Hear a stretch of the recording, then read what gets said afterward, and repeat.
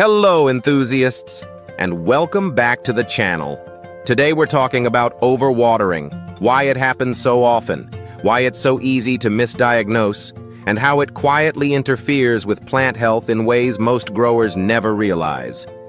By the end of this video, you'll understand what's actually happening in the root zone when a plant is overwatered, why the symptoms are so misleading, and how to water in a way that supports real growth instead of accidentally working against it. Chapter 1.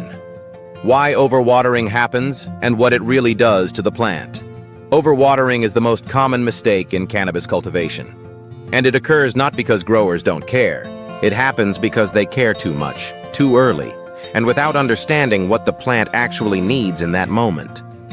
At the core of the issue is a misunderstanding of how roots function. Roots are not passive drinking straws. Roots are living, respiring tissue. Just like how leaves need carbon dioxide and light, roots need oxygen. In fact, oxygen availability in the root zone is one of the primary limiting factors for plant growth. When you water, you're not just adding moisture. You're temporarily displacing oxygen in the pore spaces of the soil or growing medium. That's normal and healthy for the plant. But if the medium stays saturated for too long, oxygen levels remain low and roots begin to struggle. This is where overwatering actually does its damage. In a well-balanced root zone, water drains through the medium, pulling fresh oxygen in behind it. That oxygen fuels root respiration, which allows roots to generate energy in the form of ATP. That energy is what powers nutrient uptake, root growth, and communication with the rest of the plant. When the root zone stays wet, that oxygen exchange slows or stops. In response, roots shift from efficient aerobic respiration to far less efficient anaerobic processes. Energy production drops.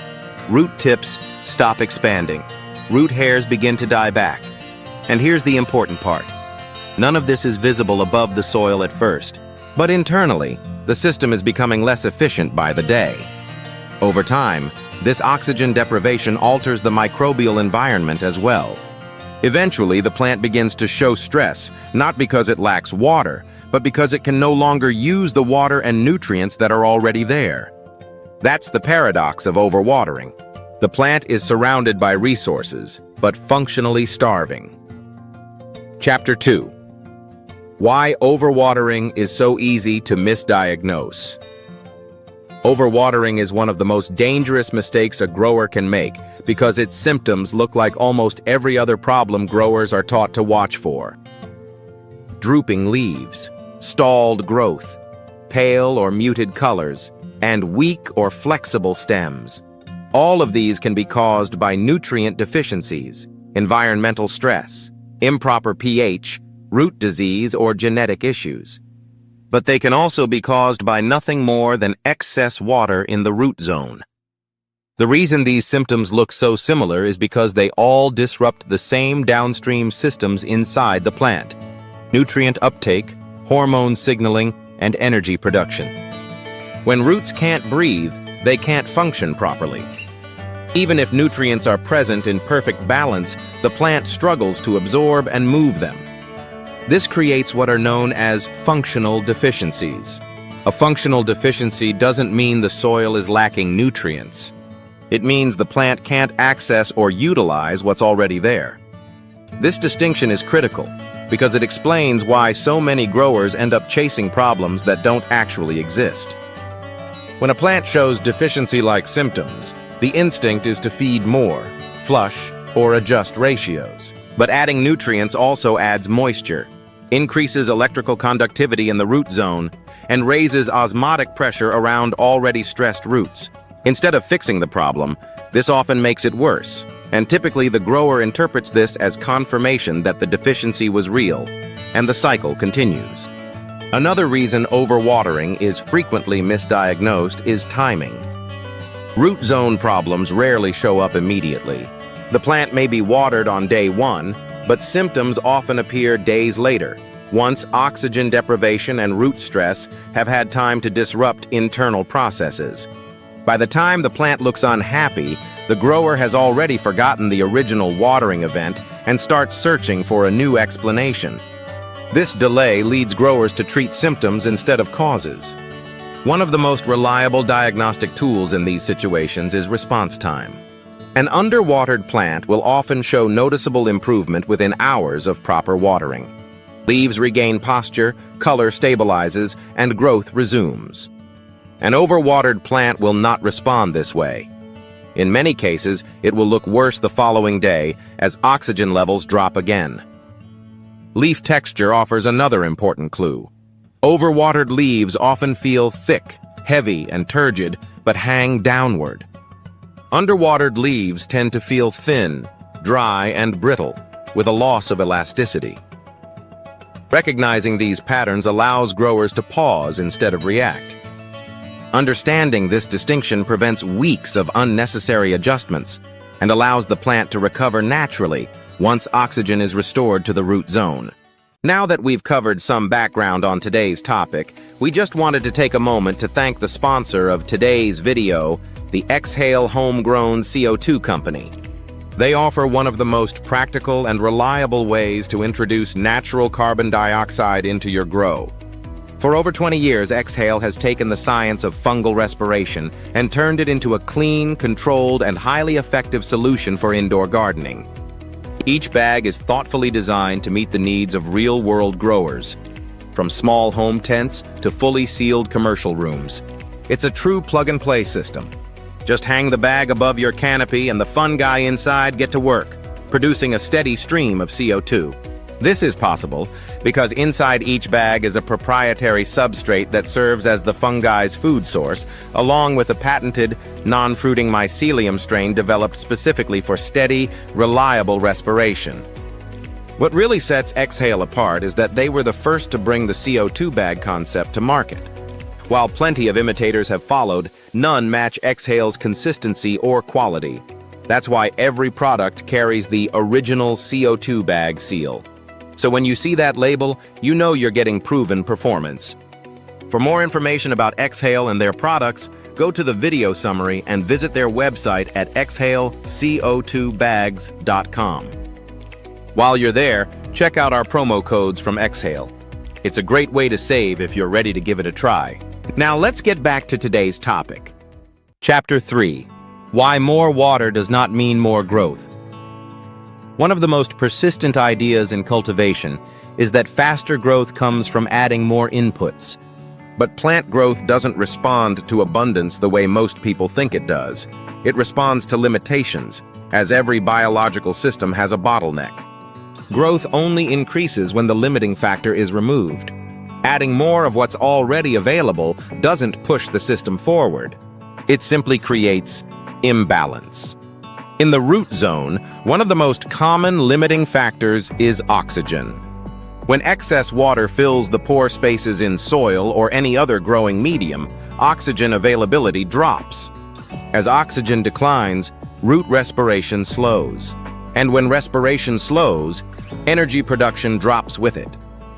Roots generate the energy they need for growth and nutrient uptake through respiration. When oxygen is limited, that process becomes inefficient, leaving less energy available for cell division, root tip expansion, and active nutrient transport. The result is a plant that begins to stall. Leaves may remain green. Lighting may be intense. Nutrients may be present in ideal ratios. But growth slows because the plant lacks the energy required to build new tissue. This is why adding more water doesn't increase growth under these conditions. It reduces it. Over time, this energy deficit affects the plant's hormonal balance, and the plant begins to shift from growth mode to survival mode. This is why overwatered plants often remain small, compact, and slow, even under strong lighting and proper feeding. The issue isn't a lack of inputs.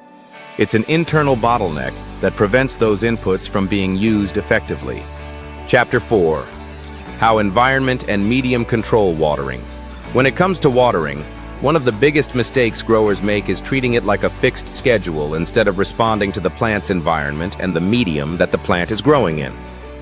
Plants don't drink on a calendar. They respond to conditions. Temperature, humidity, airflow, light intensity, and the physical structure of the growing medium all determine how fast water moves through the system and how much oxygen the roots can access at any given time. The environment controls how quickly water leaves the plant. For example, in warmer spaces, plants transpire more, which pulls water upward through the plant at a faster rate. Beyond temperature, airflow plays a separate role. Increased airflow accelerates evaporation from both the leaf surface and the growing medium, changing how quickly moisture leaves the system. Humidity further modifies this balance. In lower humidity, transpiration demand increases, while higher humidity slows the movement of water through the plant. Light intensity adds another layer. Strong light drives photosynthesis, increasing water uptake, while softer light reduces overall demand. The growing medium can also control how water behaves once it enters the root zone. Soil, coco, peat-based mixes, and soilless blends all hold and release water differently. Dense, fine-textured soils retain moisture longer and restrict airflow if watered too frequently. Looser, well-aerated mixes drain faster and reintroduce oxygen more quickly. Coco holds a large amount of water, but maintains airspace when managed properly, while compacted or poorly structured media can stay saturated long after the surface looks dry.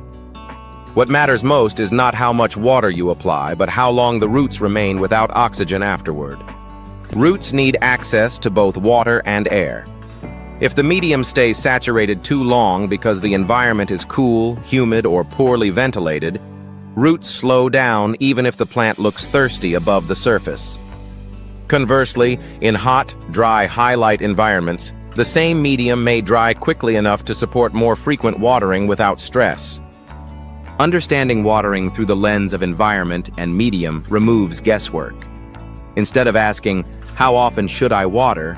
the better question becomes, "How fast is water moving through my system right now?" When those conditions are aligned, watering becomes supportive instead of stressful, and plants respond with steady, predictable growth. That understanding is what really changes the way you approach watering and helps you avoid one of the most common mistakes growers make. If you found this video helpful, give it a like and subscribe to my channel for more educational content like this. I'd also love to hear from you, so drop a comment below and let me know what your experience has been. Have you struggled with overwatering? Or did something in this video change the way you think about it? As always, thanks for watching. Keep being awesome and stay curious, my friends.